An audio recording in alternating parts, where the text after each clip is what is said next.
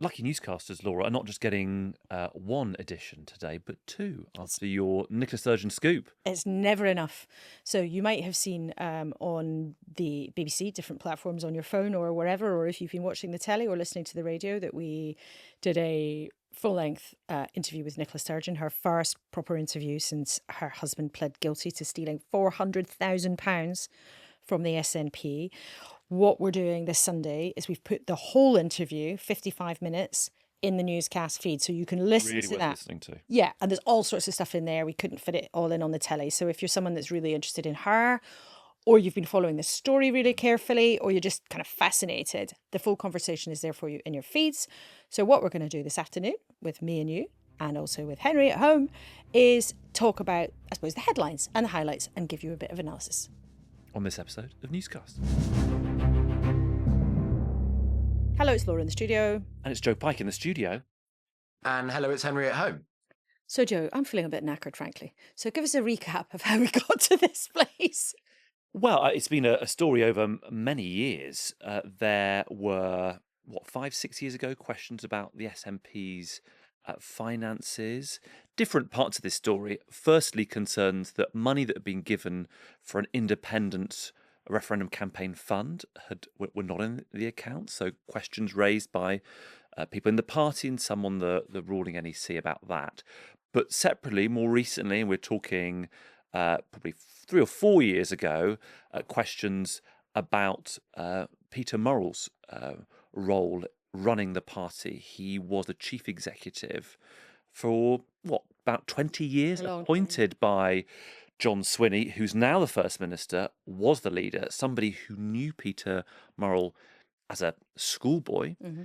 And most significantly, a couple of years ago, Nicola Sturgeon, the former treasurer of the SNP, and Peter Murrell were all arrested, all questioned, but only Peter Murrell was charged. And this week he pleaded guilty to, as you said at the start, embezzling £400,000. And we've had this quite eye-popping, jaw-dropping, bizarre list of household items that he had as part of that haul. It's just really, really weird, frankly, the kind of things, whether it was loo roll or loo seats or watches worth £1,000 and more, or the notorious motorhome, which I'm sure we might talk about in a minute. I'm interested to know how you two thought she came across in the interview, because it's not always the same on the telly as it feels like in the room. But one of the interesting things about this is the timing. So she's wanted to have her say after his guilty plea. You can understand why she didn't want to speak in any detail during the case and before it had come to a conclusion. But he's not actually going to be sentenced until the next month. So it's interesting to me that she's taken, in a way, almost the earliest opportunity to get this out there. Now, she didn't speak, not immediately after he pled guilty. She had a couple of appearances at book festivals where she really didn't want to say very much and sort of, ran away from some of the cameras. Yeah. But she has obviously wanted to get her version of events out there into the public domain. And I think, one of the things in all of this is not just that it's been terribly hurtful to find out what her husband was up to. She also, I think, feels really something of a fury that her reputation, for some people, in some people's eyes, has been trashed by all of this. But Henry, how did you think she came across? I thought actually, for somebody who is clearly in the eye of a very serious personal crisis, I think she acknowledged that, given Peter Murrell is her estranged husband, as well as a pretty serious national news story, I thought she was fairly composed. That's not to underplay the emotion and at times the cold anger that she demonstrated, but Nicola Sturgeon was a huge figure not only in Scottish politics as First Minister, but in British politics at a time of constitutional turmoil, in part because she was such an effective communicator at delivering the message that she wanted to deliver at certain times. And I thought you saw glimpses, more than glimpses actually, you saw a demonstration of that from Nicola Sturgeon, even at a time when she's dealing with something which crosses the political and the personal. And sometimes when politicians end up having to account for things in their personal lives or actions by their loved ones, even very good communicators can end up, perhaps understandably, losing sight of the message and ending up with sort of contradictory messages that they give. I didn't think that was the case with Nicola Sturgeon. Sure, there are a lot of people who are not going to like or believe that she gave a full account in what they heard. But I think it was pretty clear that she came in to your interview, Laura, with certain things that she wanted to say, and she got them across very effectively. It's interesting, though, because I couldn't believe, having interviewed Nicola Sturgeon a million times over the years, maybe I'm exaggerating slightly, it was, in the room, extraordinary to me to see her repeatedly welling up with tears and having to stop herself from crying. And I do not say that in the way that drives me round the twist, which has for years. Whereas if a female politician shows any emotion whatsoever, it's like, oh, she was crying. It's something Theresa May used to talk about. Lots of people used to complain about this. And men and women, guess what, are treated differently often by the press. Put that aside, it was extraordinary to me to see someone who in interviews has been so tough, sort of bulletproof, actually at times have to stop herself when her eyes were welling up. And it happened on quite a few occasions. And I don't see that to make a cheap point. I think it just shows us actually how this is such a mishmash of a massive political scandal, because that is what it is. It's a huge political financial scandal, one of the biggest in recent times. This is not Boris Johnson's wallpaper we're talking about here. It's 400 grand.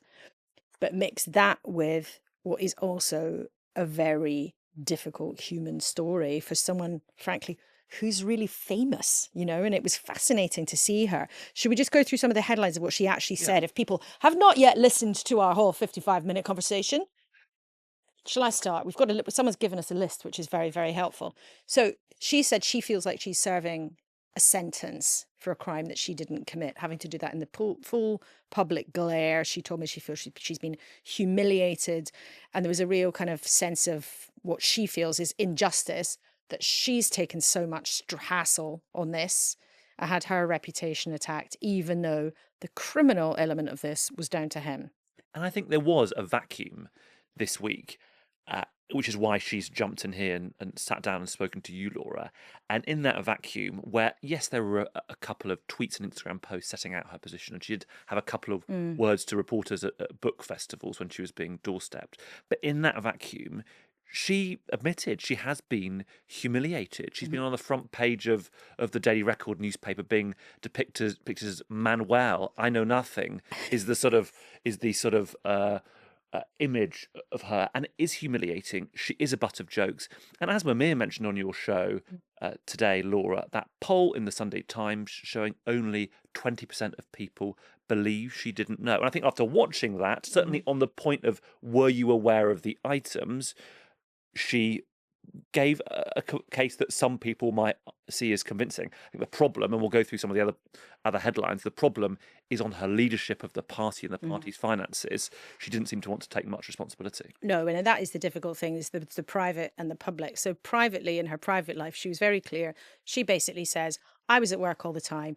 I didn't notice the stuff that he was buying. Some of them were presents for me. And when we mentioned one of the gifts that had been given to her, this particular necklace that she'd been bought by Murrell while they were on a campaigning trip to Shetland, she found that very difficult to talk about and really, really emotional, to cast her mind back to how, as she feels, he had betrayed her. In 2019, I'd been campaigning a lot in Shetland, and we went to visit, as part of the campaign, we went to visit this amazing business, the Shetland Jewellers. And I was being shown around the shop, and I stopped at this pendant. I mean, you've seen pictures of it, it's beautiful. Later that night, Peter said to me, I've got a surprise for you. And I saw you admiring this pendant, and gave me it. Sorry. I loved that necklace, and I wore it a lot. And this is the other thing. The idea that I would have gone about wearing things that I had known were anything other than what they were presented to me as, a gift from my husband.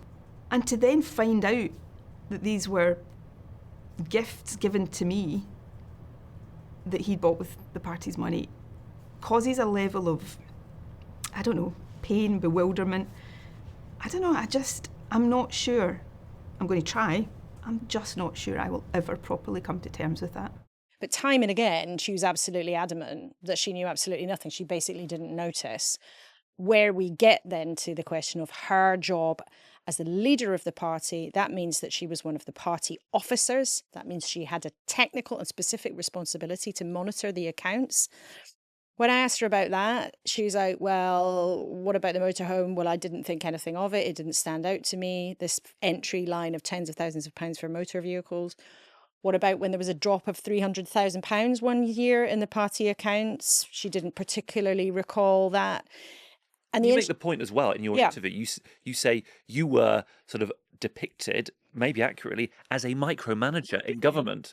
And why, for somebody who was so work obsessed, so detail obsessed, and presumably was so tough on civil servants when they came to you with stuff you didn't necessarily believe, were you different in terms of your own husband? And also there seemed to be a strategy for her to try and push some of the responsibility, maybe rightly, maybe wrongly, on both the auditors and the SNP official party treasurer at the time too. And Henry, do you think that that will be convincing to her political critics, who are also, frankly, sometimes other rival politicians will play a game with this, won't they? It will be deeply helpful for opposition parties to the SNP in Scotland and their rivals in Westminster to carry all of this on. But do you think that she is in reputational trouble, I suppose, over this question of the accounts, even though the police made a decision not to charge her? Yeah, unquestionably. And I think when Nicola Sturgeon understandably kept saying that she'd been exonerated, well, that's true on one very specific level, which is that she was interviewed by the police and ultimately not charged. But that doesn't mean that she's exonerated in the political arena, where a different bar applies to the criminal law. And I think it's there where she is going to have real trouble going to book festivals in future years, which she would like to do, and being treated as somebody who is, cleaner than a whistle. I mean, I think that's where she's going to have real difficulty. And it might well help answer that question that you raised earlier of why she decided to give this interview so quickly. I've seen those clips from the book festivals, and I wonder whether it took her aback that actually people really want to ask her about this. And I think you get to the crucial point as well, Joe, when you mention the responsibilities she had as a party leader, as a huge figure in British politics over the decade or so that she was leader of the SNP as well as First Minister, which is that, look, Laura, you'd still have been doing this interview if Nicola Sturgeon had never been married to Peter Murrell. It still would have been a huge scandal what happened on her watch. Clearly, the fact that some of these things were bought for her and they were married adds a particular frisson and a particular character to this story, but it is still a massive scandal that happened on her watch as leader of the Scottish National Party. And obviously, if this had happened in another political party, one of the SNP's rivals, she would be prosecuting their leader in the political arena in just the same way as she is now going to face questions for a very long time to come. Oh, she would have been doing it with great force and great ability. I think is one of the things about this story which makes it, I was going to say gives it such pathos, but what a ridiculously pompous thing to say that. I love it. I'd normally leave that to Paddy, is that she was one of the biggest political stars of her generation.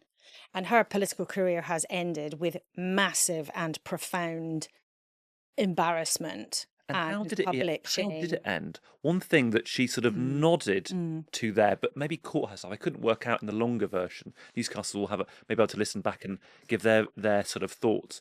But she talked about first being aware at the start of 2023. Oh, and then she said spring. And then you said a bit. She, of course, resigned in February 2023. It was a massive shock. It came from nowhere. She talked about being at a funeral of a big SNP figure and that maybe being the final point. Is it possible that maybe the fact that she heard from others that the police were progressing their investigation, we don't know, but we just don't know what really pushed her. Well, that's right. And she said at the time that the two events weren't related. There was a lot of skepticism about that, but that was her position. But I was really fascinated as well when she was talking about when she first confronted him. Had she ever confronted him? Had he ever given her an explanation? And the first thing she remembers doing and confronting him is when the motorhome was reported, this notorious motorhome worth more than 100 grand that was parked in her mother-in-law's drive.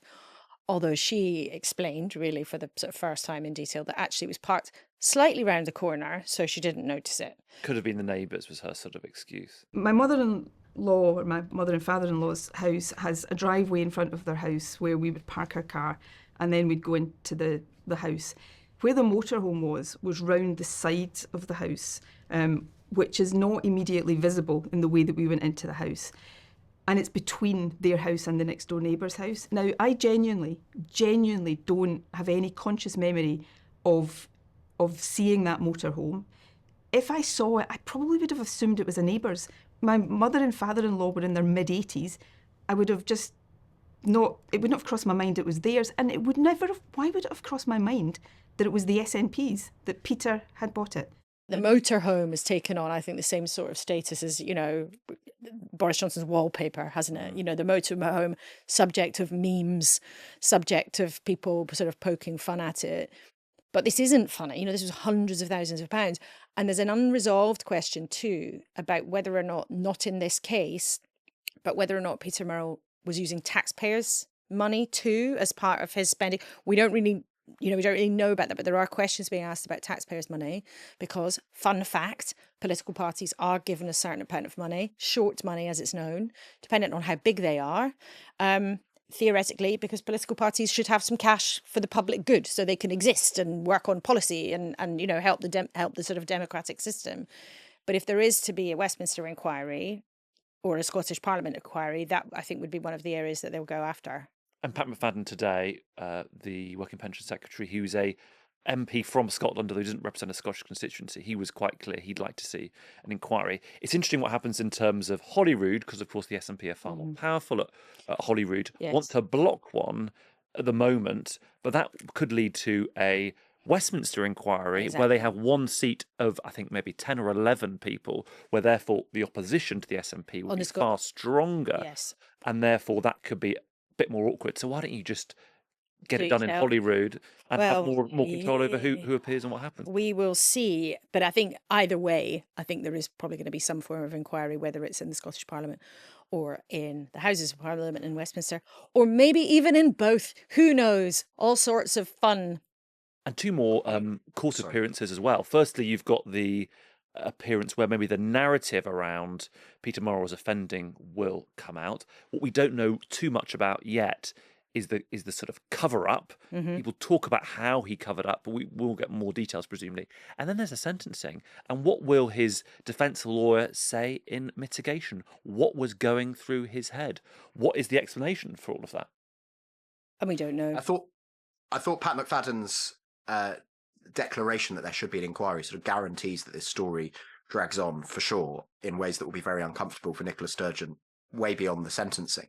But I also was just really struck by the kind of almost emotion of his language. He talked about how the SNP has been dominant in Scotland for years now, not just in politics, but also in society and culture. And I think he said that had been sustained by their sense of virtue. I mean, Pat McFadden is very restrained man. He's quite laconic. He's quite softly spoken. But I think that was essentially, a Scot, as well as a cabinet minister in the Westminster government, saying that he believes this party pretended to be holier than thou, and that that this needs to be interrogated so that sense can be interrogated. I just thought that was, in a very brief sentence, I thought that actually said something which you two know much more about than me, because you've lived there, which is about the ways in which Scottish society has divided over the past 2 decades as the SNP's strength has grown. I think that's really interesting, yeah. And the discipline that they had as a unit. And that is the thing, frankly, that critics of Nicola Sturgeon find probably hardest to believe, is that she was somebody who's incredibly disciplined, incredibly effective, incredibly politically gripped. And yet, when it came to the running of the party, that does not appear for them to have been the case. And that really is at the sort of heart of all of this for the sort of Scottish political establishment, I suppose. There's all these amazing elements to this story. There's the personal story, there's the human story, there's the public going, you can get salt and pepper grinders for $3,000. What? I mean, who knew that they even existed. And there's so much that's weird. She says in our longer interview, bought all these watches. Actually, he never even wore a watch. So where were the watches? I mean, where's the onesie? Where's the all of this stuff is just kind of Is it gift for somebody grimly else? fascinating. Well, who knows? But the loo roll, luxury loo roll, apparently, and lots of it. On the discipline point, Laura, I think it's really worth noting that the SNP is unlike other parties and that it's incredibly disciplined because there is a wider aim. And it makes sense to have that discipline, but there isn't really a culture of internal criticism. After the 2015 general election, when the SNP really broke through and got 56 out of 59 seats, there was also these sort of new tightening, ratcheting up of rules. Yeah. So you were told as an MP you can't criticise other people within the party. And that's where I think a lot of people listening this morning will think that she was vulnerable, because there was a pattern of people trying to raise concern about the finances over a fair period of time, who were accused of being conspiracy theorists, who were accused of running a dirty tricks campaign against the leadership. And in our interview, her defence on this is they weren't raising claims about embezzling, which is what Peter was doing. They were raising claims about something else. Our point to her, journalistically, is look, there were people raising concerns about what was going on with the finances, and they were not given the transparency that they were seeking. And ought you not, as the leader of that party, have greeted the calls for transparency with transparency rather than trying to say, go away, you're just trying to make trouble for the leadership? So even internally in the SNP, this became a real proxy for disputes, unhappiness, because there are people in the SNP who didn't like Nicola Sturgeon's leadership very much either. And Joanna Cherry was one of them, former SNP MP, pretty eminent lawyer, KC, who has been watching your interview this morning, Laura, and tweeted about it. Some of the coverage says that Sturgeon was flatly refusing to accept whistleblowers were blocked. And Joanna Cherry tweets this: "This is simply untrue. The footage of her telling us that the finances were healthy and to be careful about asking questions was her response to the announcement that 3 members of the Finance and Audit Committee were resigning because Murrell would not show them the books." So some who were critics back then remain critics even after watching your interview. But John Swinney, the First Minister, was also speaking this morning, also responding to the interview. Let's hear what he had to say. Well, what actually happened, we now know, is that there was criminality underway, that Peter Murrell was deceiving people, that he was, as the police statement said, in the aftermath of the court guilty plea on Monday, that invoices were being forged, that items were being miscoded, that essentially there was a whole elaborate set of arrangements in place to ensure that Peter was covering his tracks. Now, that is what happened. We now know that there was a criminal act underway. Shall we tell you what some newscasters made of the interview? Because I think the public reaction is going to be fascinating. Newscasters have been WhatsApping. Thank you very much indeed for getting in touch with us. So, first message, this is blatant victim blaming against Nicola Sturgeon. Her husband committed insider fraud. He's the criminal. And this is a societal problem, put my teeth back in, that we blame the victims over the criminal. However, some people are taking a very different tack, Joe. Sturgeon honestly thinks, quote, "We're all that gullible. The only person buying that version is gullible Swinney. It would be easier selling Christmas to turkeys." And I think the opposition parties in Scotland, if they're wise, and they seem to be already doing this, are not going to worry too much about Nicola Sturgeon. She's not the person they're fighting anymore. Yes. The person they're going to try and go for is John Swinney, ramping up the pressure on him, putting pressure to hold some form of inquiry, and also highlighting his long friendship over many decades. And a senior Labour person in Scotland was, when we announced our interview at 6 o'clock, someone was messaging me late last night saying, trying to get me to tell them what was in the interview, scurrilously, which I will say on the record that, of course, I completely refuse to divulge anything. But their point was, I want to know what this means for what is next. There's no political advantage beyond kind of causing reputational embarrassment and tying them up in knots in terms of opposition politicians trying to give Nicola Sturgeon a hard time. There is huge advantage for them trying to cause trouble for John Swinney in terms of the government that he now runs and has only just got back into power. And Joe, just because you know about this, you've literally written the book on this. Just explain to people how tightly knit political parties are in Scotland. I mean, they are everywhere in the UK, but the sort of Scottish SNP political family, just explain how tightly knit it really is. Well, I mean, the key characters haven't changed that much in the 27 years of devolution, and certainly John Swinney and Nicola Sturgeon were in the original sort of 99 intake, and some of the key characters like Jackie Bailey, who's the Scottish deputy leader, also came in that intake, partly because of the electoral system. There isn't that much of a change of key characters, even though Reform have joined the fray, but a lot of the big beasts are unchanged, and one of the constants is John Swinney. It's sort of unlikely that he is leading the party that he led in the early 2000s pretty unsuccessfully then, a bit more successfully now. But it also shows how, I suppose, small and tight some of the relationships are, which makes the sort of fallout difficult. I think one thing that Henry knows well from political scandals is that when So Henry's someone always lurking around political scandals. that the key sort of headline moment may be passing, but it's about details, isn't it? About what was really happening behind the scene. And Henry's smaller things that we don't know now could cause problems for the First Minister. And a much more mundane detail, which I can't believe you missed from your links binding various protagonists in this, Joe, is that Pat McFadden, who was on Laura's programme today, and John Swinney, 40 years ago, worked together washing dishes in the same Mexican restaurant in Edinburgh. What? I did not know that.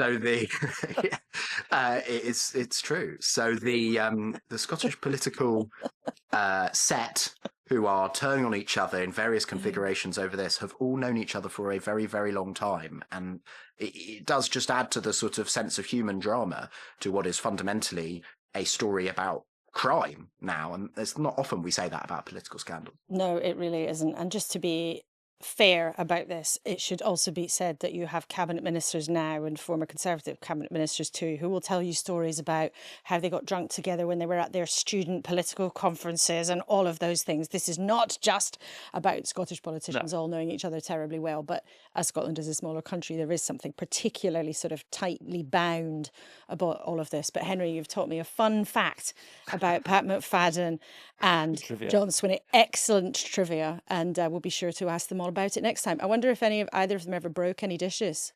I don't know. I mean, I can't see.